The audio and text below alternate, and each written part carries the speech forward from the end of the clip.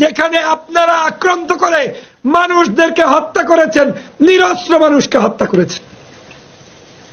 উত্তর আছে? উত্তর নাই। গতকালকের থেকে সমগ্র পৃথিবীব্যাপী বিভিন্ন পত্র পত্রিকায় আমাদের এই আন্দোলন নিয়ে বিভিন্ন ব্যক্তিরা বক্তব্য দিয়ে চলেছেন। এই বক্তব্যগুলো এখন আন্তর্জাতিক মিডিয়ায় এসেছে।